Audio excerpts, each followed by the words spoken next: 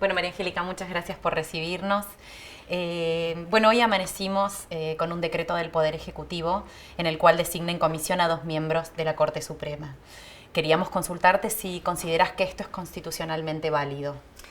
La Constitución habilita al presidente de la Nación, en el artículo 99, inciso 19, a llenar los cargos que requieran el acuerdo del Senado, estando esta Cámara en receso. Y, por supuesto, algunos han sostenido que como se trata de empleos y el Poder Judicial es un poder del Estado y no un empleado del Poder Ejecutivo, no sería aplicable. Me parece que no es correcta esta interpretación, porque lo cierto es que los cargos que requieren acuerdo del Senado son los miembros de la Corte Suprema, de los tribunales anteriores a la Corte Suprema, los ministros plenipotenciarios y los cargos o los grados superiores de las Fuerzas Armadas.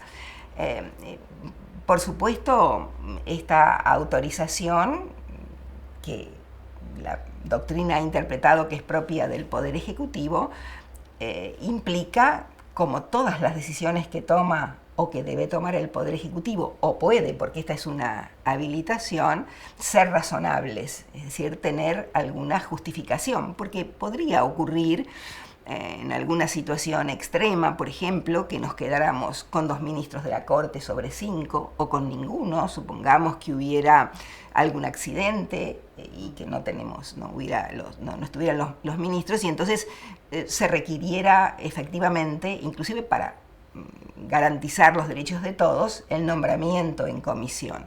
Pero esto, por supuesto, requiere una justificación de la razonabilidad, la emergencia, la necesidad de nombrar los ministros, ¿no?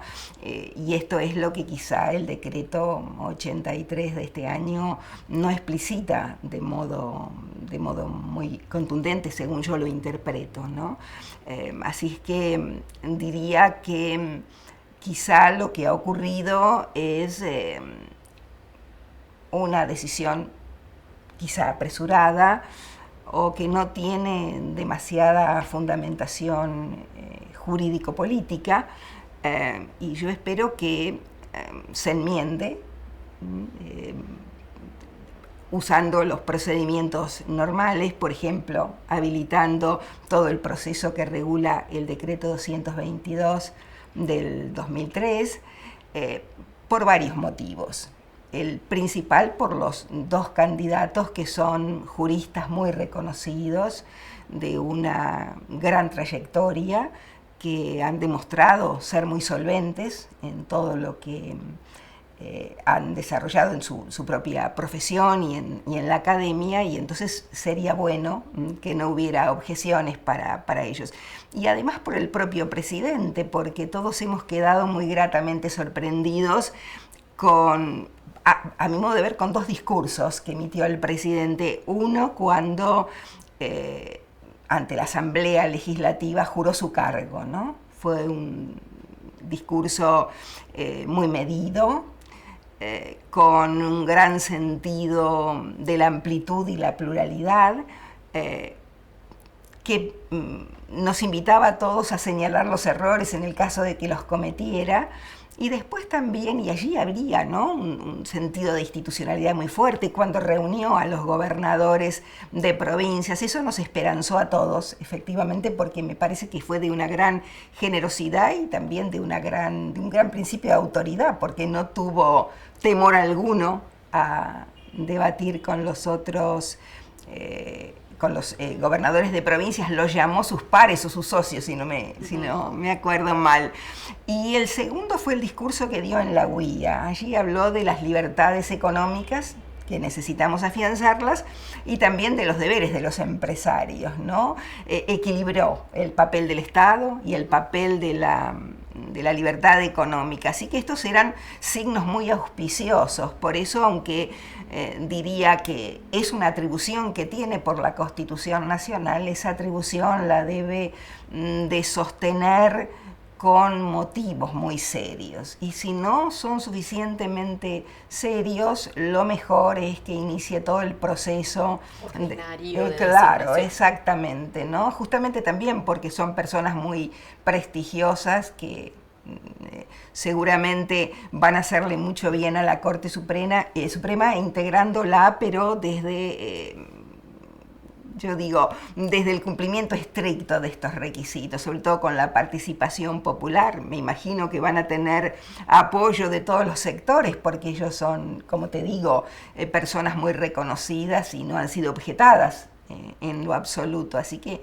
esperaría que esto se enderezara, diríamos, ¿no?, por estos carriles. Muy bien. María Angélica, el artículo 99, inciso 19, habla de las vacantes ocurridas durante el receso. Sí, sí.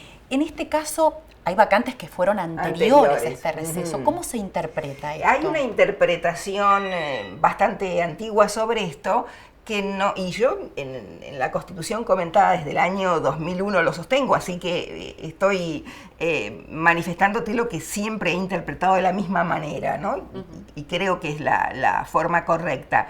No importa o no hace falta que la vacante en sí misma se produzca estando en receso, sino que el acuerdo se requiera estando en receso el Congreso. Es la interpretación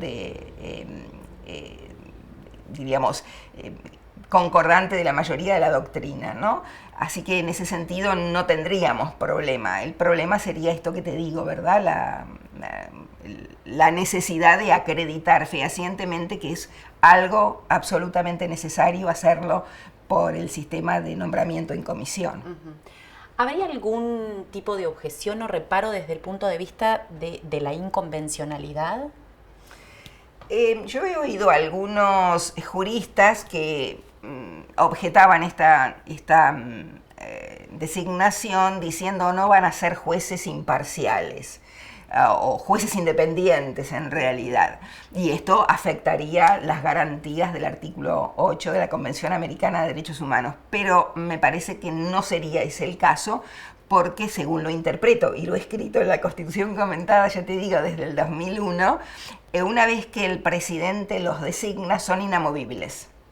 Entonces eso no afectaría estrictamente la garantía. O sea, el presidente no podría por algún modo removerlos. Salvo removerlos porque entiende que no van a fallarle, no van a fallar de acuerdo a sus propios criterios. Por supuesto, si él advierte, por lo que oye, que esto no es, diríamos, muy prolijo, lo que puede hacer y lo que yo espero que haga es que inicie el proceso del artículo 222 del decreto 222 del 2003, sí. Así que no me parece que ese sería un problema serio, ¿no? Bueno, por dos motivos. Por esto que te digo y también porque son jueces o van a ser jueces muy reconocidos. Yo te diría que además de las formas que deben de cumplirse escrupulosamente, también le dan a los ministros de la Corte una fundamentación sus sentencias, porque los jueces se prueban cuando deben de dictar sentencias, ¿no? No me parece que ese sea el problema mayor. Perfecto. María Angélica, en caso de que el Senado no convalidara las designaciones, las sentencias dictadas durante esta etapa, ¿tendrían algún tipo de posibilidad de ser declaradas inválidas? ¿Algún tipo de objeción desde ese punto? No me parece, porque, bueno, lo que hemos interpretado, también Vidar Campos lo interpretaba de esta manera: cuando cesa el cargo, cesa, porque el acuerdo no se ha dado, pero como el nombramiento es en comisión, hasta que no se rechace el pliego o venza el plazo, dice la Constitución, ¿no?, la próxima legislatura, durante ese periodo las sentencias son válidas, excepto que hubiera una cosa juzgada y Rita, pero eso le ocurre a cualquier otra sentencia. Exactamente, sí. Perfecto. Entonces, para ir cerrando y dándole claridad a este tema, ¿cómo queda este decreto de hoy en juego con el 223 del 2003? ¿Cómo sería el procedimiento que debería seguirse para, darle una normalidad a este proceso? Un modo de enderezar el procedimiento es que el propio presidente comience todas las... Bueno, primero hay que poner en conocimiento de la opinión pública los antecedentes de los juristas, los conocemos todos nosotros, pero los debe conocer toda la población, y entonces empezaría ese camino para que la población, las organizaciones del tercer sector, no solamente objeten, pueden apoyar, y de hecho van a recibir, se me ocurre, muchos apoyos, y entonces ahí ya, bueno, una vez que eso se inicia, hay que abrir la posibilidad de que el Senado examine estos pliegos. El proceso no es breve porque, como te digo, hay distintos plazos para que se expidan las asociaciones del tercer sector y las personas comunes, ¿no? Que podrían, uno siempre piensa en objeciones, pero no, también pueden haber, y dichos la van a haber, apoyos, ¿no? Así que para mí sería lo ideal, ¿no es cierto? Más allá de que, como te digo, el artículo 99, inciso 19, habilita al presidente a tomar el camino que tomó. Pero claro, son ministros de la Corte, entonces, porque uno debe, me parece a mí, ¿no?, interpretar los artículos de la Constitución no de modo aislado, sino en el contexto de toda la Constitución. Vos me preguntabas recién por la Convención Americana, los tratados de derechos humanos. Bueno, tenemos un artículo que es, digamos, la síntesis de lo que es el Estado de Derecho, que es el de la razonabilidad, ¿no?, del que deriva la razonabilidad, el artículo 28. Entonces, de ahí, la norma es muy breve, pero lo cierto es que de ahí se ha elaborado toda una doctrina acerca de que el Estado de Derecho es un Estado de razón y que todos los órganos del Estado deben dar cuentas de los actos que hacen. También el Poder Ejecutivo, aunque dicte un decreto autónomo, porque debe explicarle a la población por qué toma las decisiones que toma.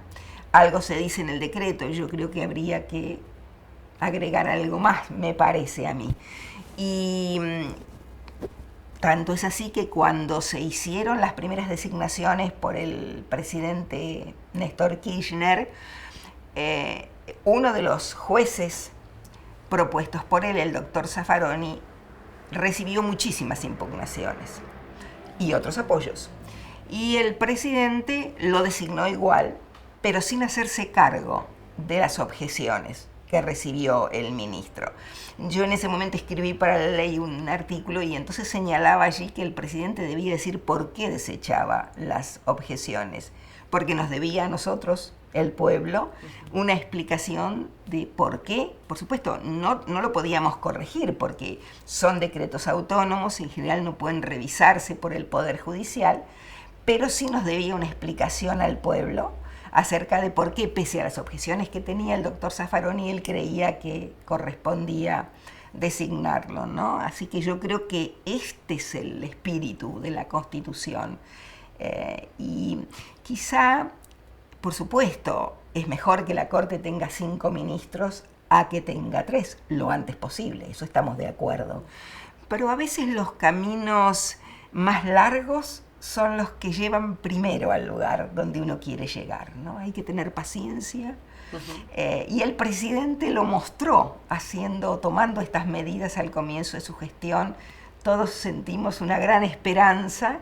Esa foto tan preciosa de todos los gobernadores y el presidente. No tuvo miedo el presidente de hablar mano a mano con todos. Esto no lo teníamos antes, ¿no? Hay que decirlo también. Entonces, esto que ha hecho el presidente, convocarlos a todos de distintos partidos políticos y hablar con ellos y oírlos y decir que van a volver a reunirse y que son socios, me parece que esa es la palabra que usó, socios o colegas, implica esto, ¿no? Que yo entiendo que hemos pasado tantas penurias institucionales, la credibilidad de la Corte ha sido tan herida tantas veces que a veces es difícil enderezar las situaciones, pero vale la pena, me parece, intentarlo.